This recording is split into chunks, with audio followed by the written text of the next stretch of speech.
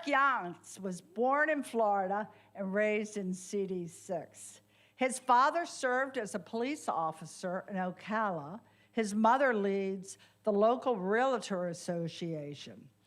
From them, he learned the value of hard work, public service, and community, and fighting for the community. He spent more than 20 years working as a manager in big box retail stores. That experience put him face to face with the real challenges facing working families that they have to deal with every day. He has seen firsthand how reckless, profit-driven development has erased the very things that make Florida special: our coastlines, our natural landscapes, and native wildlife.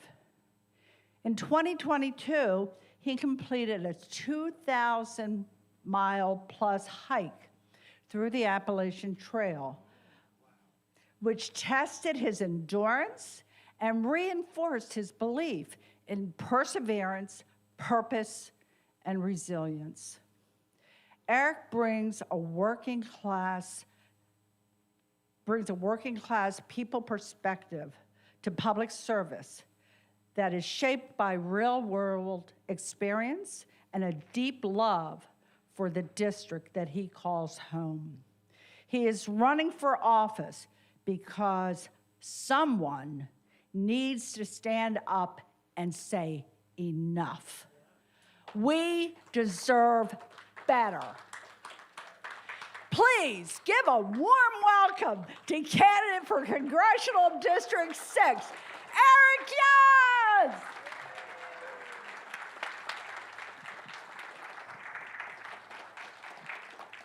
Thank you for that. I don't need to talk about anything else. That's it. So we're good. My name's Eric Yonce. I like to start with this easy way to say my last name. Think Beyonce. But I can't claim Beyonce, but no B, silent E. It's the easiest way to do it. So we'll leave it at that. But yes, I love this part of Florida. I grew up in Ocala, actually just outside of Ocala in Citra. St. Augustine used to be my escape. So I would, as soon as I turned 16, drive through the forest, come to St. Augustine, and hang out in Villano Beach, and then drive home, usually get pulled over in Waldo somewhere, and that was it. So I grew up in this area, these roads. I understand this part of Florida, and I've watched over the decades how we don't have representation. We've had people that have come and go in this district and just use it for their own political gain, whether it be a stepping stone to further office, whether it be for financial incentive, whether it be for what we're seeing right now to settle some type of political score. People have been using our part of Florida, our district, not for representation, not for what it should be for. And that is really starting to show. And that is the main reason why I'm running. I could take the current representative out of it. I don't necessarily want to say his name, but I'm sure you all know who the representative of District 6 is. I don't need to say RF. That's where I'll leave it. You know, and for me, when I think about my time in retail, 20 plus years, I worked for Target, Toys R Us, Dick's Sporting Goods. You want to talk about learning a lot of things? You work Toys R Us during the holiday season and hire 50, 60 people at a time and try to navigate something and get yelled at because you can't make a toy right away. It really shows you and really makes you into a different person, but it also shows you about leadership. You are the person that everyone goes to. Something goes wrong in the store, it's you. Hey, Eric, I need more hours. I need to be able to afford this. I need to be able to pay my rent. How can I do that? I'll help you, but then let's work on a budget. Hey, I need to navigate my health care. What does that look like? I don't know, but we'll work through it. You are that person that people are going to. And for me, it was thousands of people over the years of working in all the different stores that I've led. And it really just showed me what it really means to build community. Because being a store manager, especially in a large retail store, you're building, a community for your team, but also for your customers that come in each day. Like, you become a resource. You have regulars that come in. My last store I was managing was Dick's Sporting Goods in Daytona. I had people that would come in every day just to hit on the putting green, and we would talk, and it was just like a normal routine that people would come in. And it really just, you get down to earth with people, and you understand what leadership truly looks like. And to me, leadership is, the big thing is, you're able to help people, and you're able to help people because you can. And we've lost that. We've lost that point of leadership, and you can really see it in our federal government right now. We don't have leaders that stand up and say that healthcare is a right. We want to complain, we want to mosey around, but no one truly, we have a few, but not enough that stand up and say healthcare is a right. Or that no family should go without or having to struggle with paying for groceries and healthcare or rent. Or that everyone deserves equal rights. That's what our leaders should be discussing and standing up for, and they are not doing that. And they're not radical ideas. None of these are. But yet we don't hear them enough. And then when I start looking at leadership, I really see it at home. We have infrastructure all around us that's crumbling. And District 6, for example, so it goes south St. Augustine all the way to Daytona Beach over to Ocala. It's a big area. We have multiple areas. We have one area in Daytona Beach that floods year after year. Every storm that comes in, neighborhood floods. I had a team member that worked for me at the Dick's Sporting Goods store, lost his apartment. The one, I think it was Hurricane Ian came through, he had 2 feet of water. We lost track of him for a couple days. He shows up one day, his car flooded out, lost everything. That area still hasn't been fixed. Army Corps of Engineers came up. Mike Walls had a big presentation with the city council. We're going to do a study. We're going to give you $3 million. That was 3 years ago. Still, nothing's fixed. They're asking for more money. These issues are continuing to grow and grow, yet our federal government says no. And we want to talk about property taxes. How can our cities afford basic necessities right now, and how can they operate, much less pay for some of these infrastructure problems that we're seeing, especially when our representatives are saying, no, it's on you. We're not here to help you at all, because that's what our current representative is doing across our district. It's sad because these are real issues that are affecting all of us, and they're really requiring real federal support, and we need to stand up. I truly care about this district, and I think it's time that we have someone that loves it, that wants to be a representative, not someone that's here to gain whatever income and money and use it to boost whatever career, like I said before. And I have 3 key priorities that I care about. We talk about the cost of living. It's way more than that, and it's truly the middle class. The middle class is being completely crushed, but yet no one is speaking up about it. Not anybody. We have Bernie Sanders is speaking up about a lot of things, but we need more people, and that's what I want to fight for, because it's real systemic change that we're going to need to go forward to not let this middle class fall apart. Also infrastructure and bringing real change back and real investment. I can only imagine if we had a district that, one, we had infrastructure that changed and that invested in the area, promoted growth, that actually fixed problems before they became an issue. That's where we need to go. And then on top of that, hold developers accountable. What we see here in Florida is crazy. I've watched it where our lands are completely being destroyed with this massive development that we're seeing. We all feel it. And a lot of the issues that we see that maybe affect our property taxes, flooding, whatever, a lot of that's coming from development and how reckless it is. And if we think it's just here, it is truly nationwide.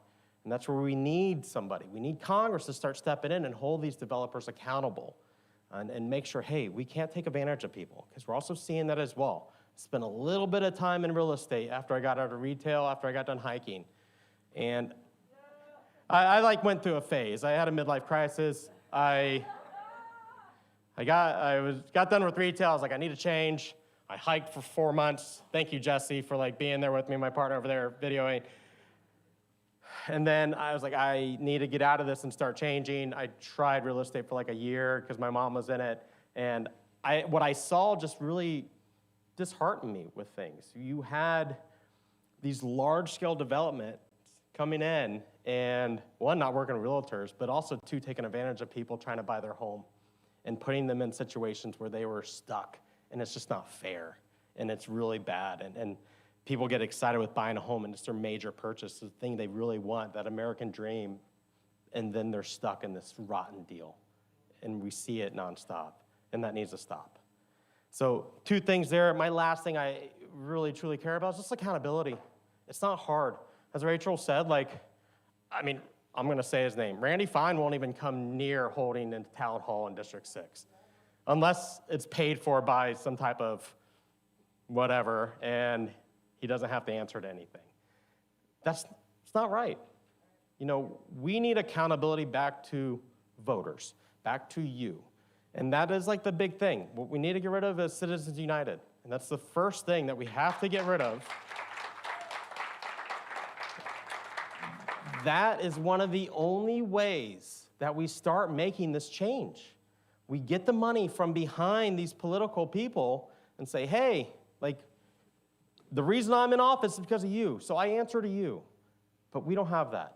So that's the first thing with accountability, but also accountability back into our government right now, because we don't have that at all. These guys are running around like they own the place, and no one's saying a damn thing about it.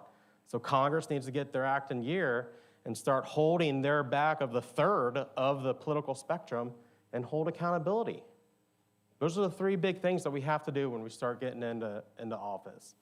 And that's my promise to anyone. I imagine this completely different, and the biggest thing I want is for us to truly have a representative to understand what representation is supposed to look like. And I know we can have it. I know it is there. I know that we can make change here in Florida because of this right here. I've never been in politics before. I'm doing this because I feel this deep urge to step up and to run and to be involved. And the amount of people that I've met doing this, I've been at this since August of last year. It's been amazing. I go into towns that I've gone to as a kid and just meet new people, new faces, and seeing such engagement and people that want to make a change has been really inspiring, and it really keeps me going in all of this. So this is how we win. I know we will this year because of what's going on. We're door knocking this morning. We were door knocking this morning in South St. Augustine. Unfortunately, I did go to District 5, so I knocked on some doors for you. I didn't realize there was just alcove that was District 5 and District 6, but hey, so we've crossed some paths. But people are ready. They want the change. Even I knocked on accidentally some Republican doors, and they weren't that mad at me. So I'll take it. But I love this part of Florida, and I want us to have the best representation we can, and that's why I'm here. So I will take any questions. I definitely thank everyone for being here. Couple things that you could help us. One, we do need volunteers. So this is not going to be an easy. It is an uphill battle, and we need as many volunteers as possible. Money as well. So if you want to donate, I'll take that as well, and just share. Continue to get the word out, because that's the biggest thing that we can do is say, hey, we have candidates that are running that are real people, that are genuine, and we need to support them. And the more we get that out there, the better this will be, and we'll have turnout this year, for sure. I know we will. So with that, I thank you for your time, and any questions you have.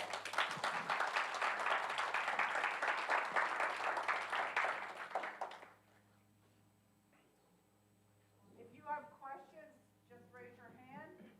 We'll be around for it.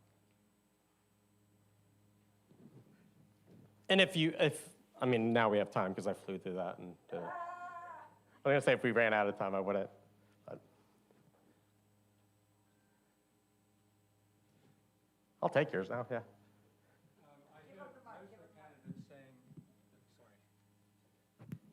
I hear most of the candidates saying that they're worried about development, but we have a housing shortage in the United States.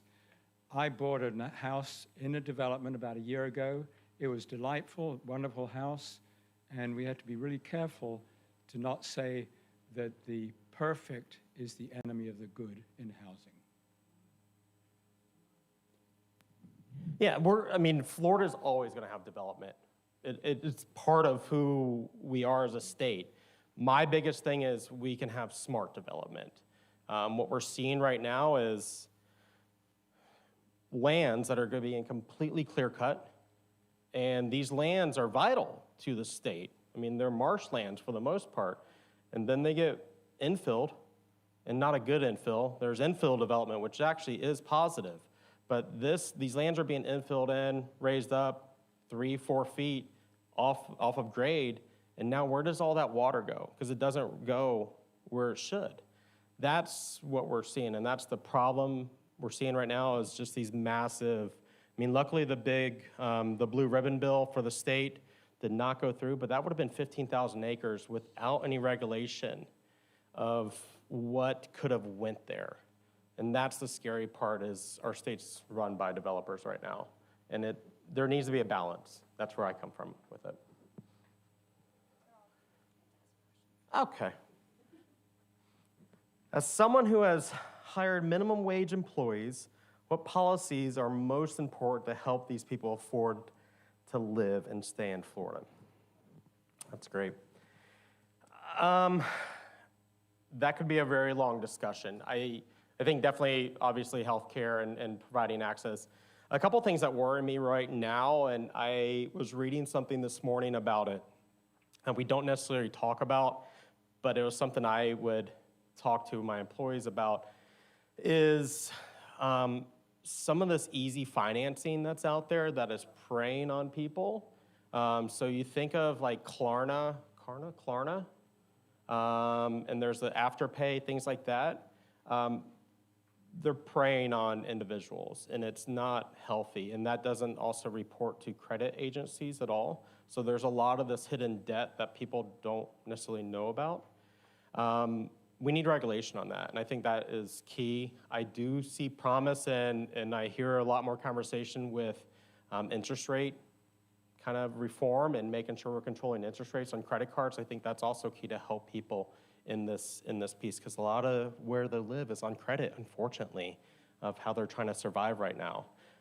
There's also one thing I saw, and I hated it, and I don't know necessarily how to tackle it too much just yet, but there is an automatic pay disbursement, so they could pay earlier, so they could register into this program that says, hey, we know what your general hours are. You get paid every 2 weeks, but we'll cut you a check for $50 early or $100 early. But then it gets them in this cycle of being in debt nonstop, and then they can't get out of it. It's not fair. So I think there's programs like that you could start tackling to say, hey, we need regulation over these things, and then the general thing of saving. How are you going to get younger people out, especially young mules who turn to the GOP, or males, not mules.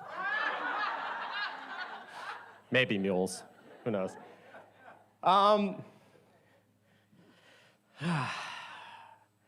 Some of the young males, I don't know. I can't relate to half of them half the time anyways right now, as much as I try. I think in young people in general, they are more active than we give them credit for. They are more in tune than we give them credit for. Yes, they may be on their phone, looking at a lot of things. They are seeing way more things that are hopefully real than what's on our general news. So I will say they are probably more engaged than we give them credit for, but we need to meet them where they're at and also make sure we're utilizing them properly. I've been to a lot of Democrat meetings, and these are first for me. It's not like I was engaged in this. It's not the realm for them. This is not the venue, but there are venues for them. I'll go to some shows in the AMP coming up, because there's some great festival shows coming up with Goose and Billy Strings, if anyone wants to go. But that's a great way to engage with younger folks, right? They're out there, they're gonna be there, and you gotta meet them where they're at, because they do wanna be active, but they need to know that there's candidates out there that they can relate to. I think that's big. Ooh. Sorry, my eyes are shot now. Our deficit is up 4.5 trillion in just over a year. Department of Defense, as of today, is asking for another $200 billion. What tools were you used to lower that amount and put money back in our pockets? Whew. National debt scares me right now. It scares all of us. I mean, $39 trillion as it just rolled over to. I think the first thing we have to do is just assert our power back as Congress. I mean, technically, Congress holds the purse. We should be the ones, I say we as I'm part of it already, but Congress should be saying, like, we're not going to allow this to happen. Unfortunately, they've relinquished their power, so we have to get our power back. That's the big thing. I mean, we should not be in this war. I'll just say that. Like, this is not a war for our country. And we should stop that immediately. It's not going to, because no one's really asserting that position, but we need to stop the war, stop the bleeding, and then start controlling our spending. You know, it's sad because I'm big on social programs. Like, we need to have some type of social programs in our system, but whenever it comes to social programs, there's no money. We got to watch the national deficit, right? But go to war, go to defense, go to anything else, oh, it doesn't matter, open checkbook, and we could write whatever. And we've got to swap that. We've got to change that dynamic.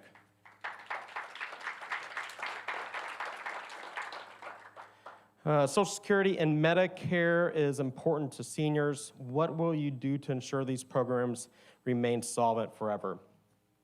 We need to cut the cap. So I think the cap now is $160,000.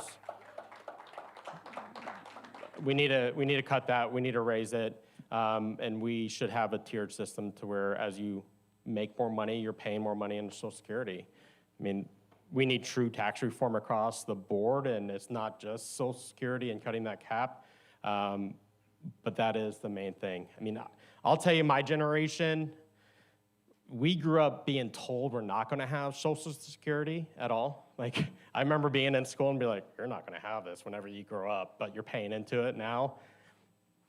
We're kind of used to it, but that doesn't mean we shouldn't fight to keep it solvent. And I think the best way to do that is you get rid of that cap, you raise it, and you start bringing in more tax money to afford it. What should Democrats stop doing to enhance their voter image and popularity? You want me to be honest with this, or what?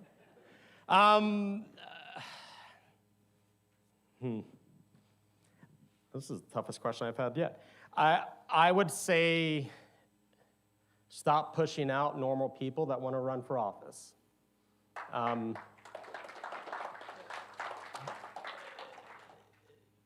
There is a machine, and we have to be very cautious, and I will even warn you right now, this is me being as transparent as I can be with it, but pay attention to who you're voting for, pay attention to who's running.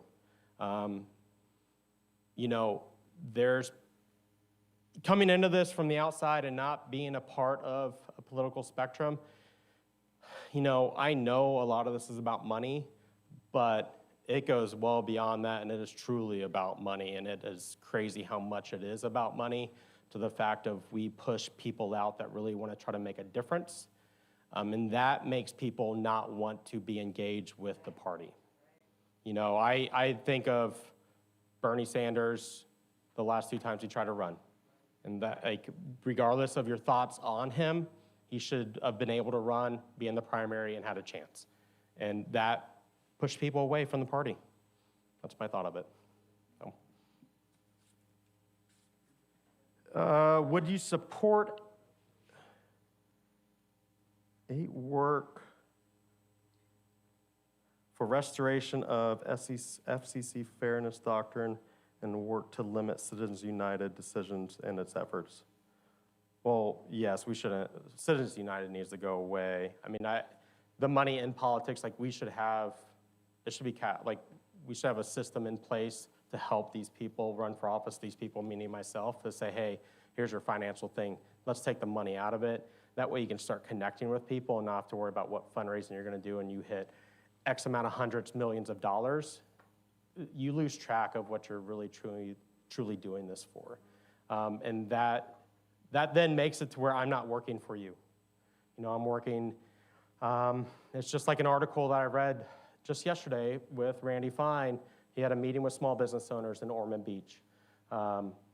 Owners were asking about having some type of regulation in place that says, hey, because they're getting hit with ADA lawsuits by somebody coming in and taking pictures of their business, their small business owners, and they're saying, oh, you're in violation of this ADA issue. These are in existing buildings. Think of St. Augustine, and where you make a business in an old building and you're kind of grandfathered in. That's what a lot of these places are. But yet, somebody's able to come in, take photos, and there's no grace period. There's no anything. We took photos, here's your lawsuit, you're now under a lawsuit. You either settle with us or you go through this. That's the law right now. The small business owners met with Fine to say, hey, we need a grace period. We need something that says, okay, if you're gonna hit us with this infraction, give us 60 to 90 days, let us rectify the issue, and then we can come back and say, hey, we fixed it. It's not like we don't want ADA compliance, it's just we need the availability to fix it. He says no. He's siding with attorneys, so that way attorneys can still have that, let me have a lawsuit. That's where, like, he can't stand up to say no to attorneys because he's funded by attorneys. Right. And the money behind the political piece enables that. And we're never gonna get anywhere within our federal government with the amount of money that's behind a lot of these guys. So I hope I answered your question in that. And that's it, that was all the questions. Oh. And last one. You can take the same petition as Rachel from anyone in Florida, correct?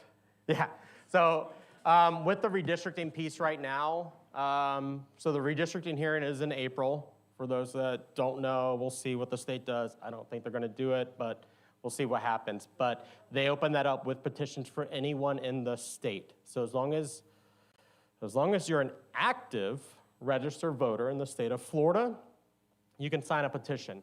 They made that little caveat about active, inactive just a couple weeks ago. So just a heads up on that. They put that to the SOEs to say, you need to come back and check who's active versus inactive. But our rules were saying anybody that's a registered voter.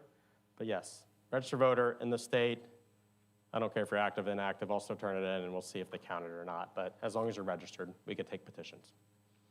Awesome. Well, thank you all so much. I really appreciate it.